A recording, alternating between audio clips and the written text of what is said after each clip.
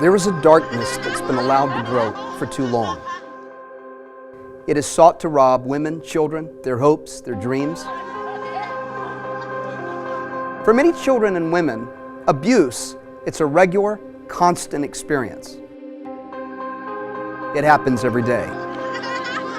The effects go on for generations that can rob them from joy and the future that God promised them.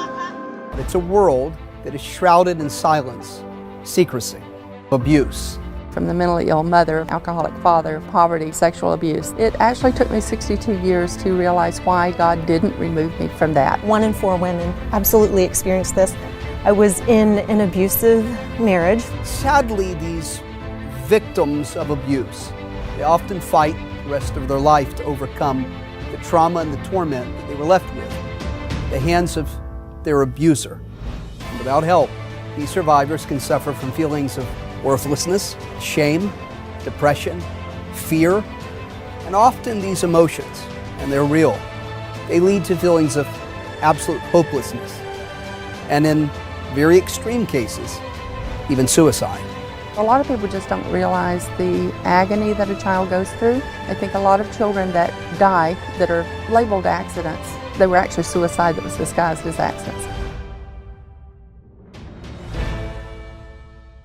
Dr. McDonald and the caring staff of Racheal's Rest provide professional, clinical counseling from a Christian perspective to those who have been hurt and affected by abuse. Meeting the needs of hurting people will not only help them individually, but it will strengthen their families, give them and their children a better start in life.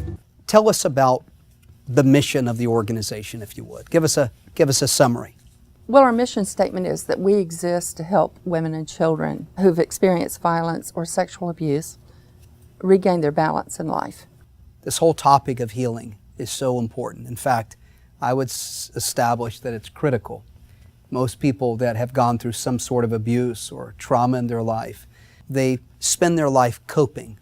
And many of them, well, they're not coping at all.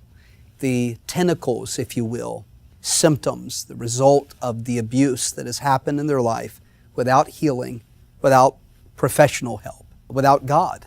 It ends up, in many cases, being a train wreck for people, doesn't it? Absolutely. Mm-hmm. Is that what you see with people that are coming to you for help? Is that they're in the midst of absolute struggle and turmoil? Most people that come are just at a point, in fact, they have to be at a point where they're wanting to make a change in their life. And we have a saying at Racheal's Rest that we create the reality we think we deserve.